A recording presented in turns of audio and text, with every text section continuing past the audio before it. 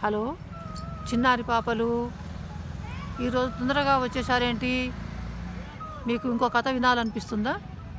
సరే, ఈసారి మీకు ఇంకో మంచి కథ చెప్తాను. అనగనగా ఒక ఊళ్ళో చాలామంది వ్యాపారస్తులు ఉంటారు.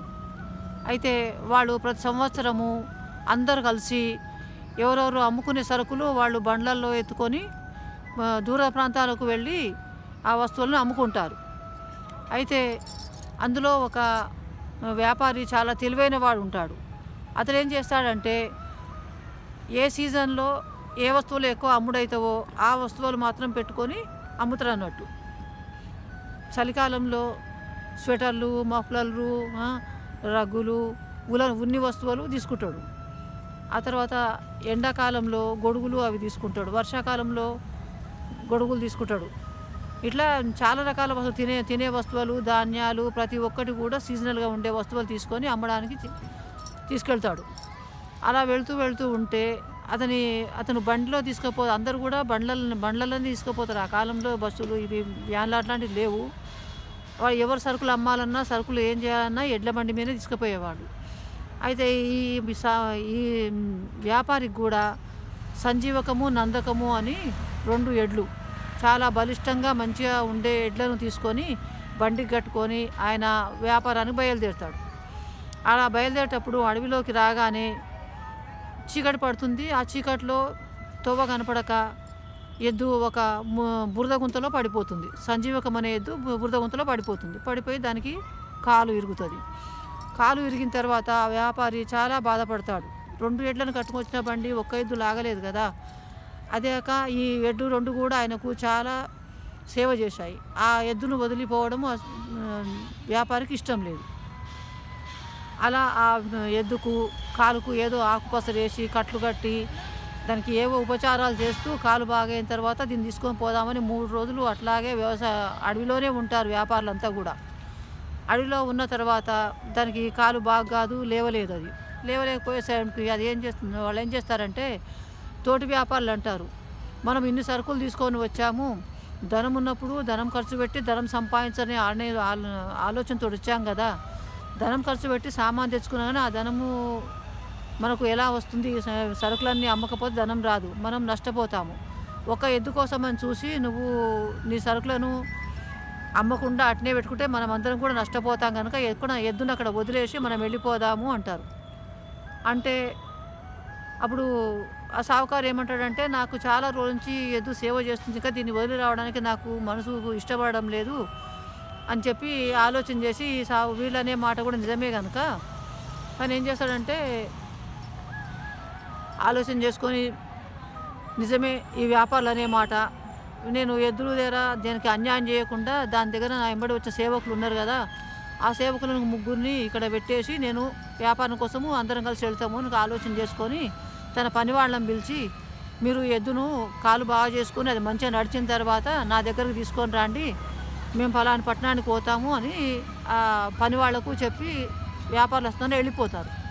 వెళ్ళిపోయిన తర్వాత కొద్దిసేపటికే ఈ 3 మనుషులు కూడా, పని మనుషులు కూడా ఆలోచన చేసుకొని, ఈ అడవిలో క్రూర మృగాలు ఉంటాయి, పుల్లు సింహాలు ఉంటాయి, మనం ఇలా ఉంటే మనం రక్షించేవారు ఎవరు ఉండరు, మన కుటుంబాలు కూడా బజార్న పడతాయి, మనము చనిపోతే ఆ ఇబ్బంది అవుతుంది మనకు, అందుకని ఈ ఎద్దు కోసం మనం మాత్రం ఎందుకు ఉండాలి, ఆ వ్యాపారం తీసుకునే వ్యాపారే సంపాదించుకునే వ్యాపారే వెళ్ళిపోయిన తర్వాత మనం ఉండి ఏం చేస్తాం ఇక్కడ అని చెప్పి 3 సేవకులు ఆలోచించుకొని వెళ్ళిపోతారు.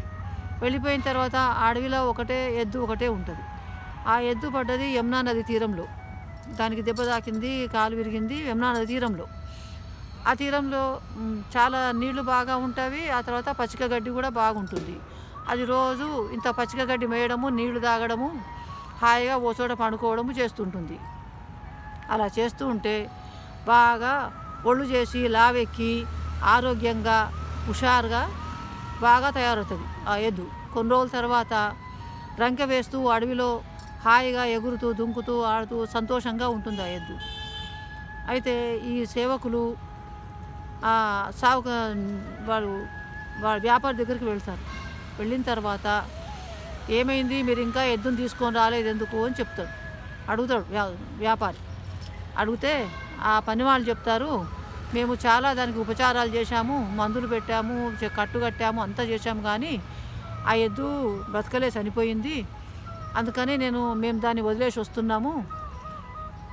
చనిపోయిన దాన్ని మీ సంతోషకము దాని సంతోషం కోసమని దానికి రుచోసర్గమని ఏవో దానికి కొన్ని ఈ కార్యక్రమాలు నడిపించి ఒక పెద్ద గుంత తోడి ఆ గుంతలో దాన్ని పాతి పెట్టేసి మేము ఇక్కడికి వెళ్ళొచ్చాము అని చెప్తారు. చెప్తే నిజమే అని చెప్పి వ్యాపారి కూడా నమ్ముతాడు వీళ్ళ మాటలు. నమ్మి తను కూడా తనకు తోచిన దగ్గరికి ఆ ఎద్దు పేరు మీద ఓ బ్రాహ్మణ్ణి పిలిచి పూజలు అన్ని సంస్కారాలని చేయించి కొందరికి భోజనాలు అన్నదానము అవన్నీ చేసి తన వ్యాపారం చూసుకుంటాడు. అయితే ఆ ఎద్దు మాత్రము హాయిగా అడవిలో ఏ పని లేకున్నా తింటూ గడ్డి తింటూ నీళ్లు తాగుతూ హాయిగా ఉంటుంది. అయితే తను ఎద్దుతోటి పని చేయించుకొని డబ్బు సంపాదించుకున్న వ్యాపారి దాన్ని వదిలిపోయినందుకు ఆ ఎద్దుకు దేవుడు కష్టపడి నిజాయితీగా అది ఆయనకు సేవ చేసినందుకు దేవుడు దానికి సహకరించినందుకు ఆ ఎద్దు ఆరోగ్యంగా ఉన్నది, మంచిగా హాయిగా బతుకుతున్నది. అయితే దీంట్లో నీతి ఏమిటిదంటే మనిషి జంతువుని కానీ మనిషిని కానీ ఎవరికైనా సరే తన నిజాయితీ లేకుండా సేవ చేయకుండా ఏం చేయకుండా దేవుడు సహకరించి దేవుడు మేలు చేస్తే వాళ్ళకు మనుషులకు కానీ జంతువు కానీ అంతా మంచిగా జరుగుతుందని నీతి దీంట్లో. బాయ్.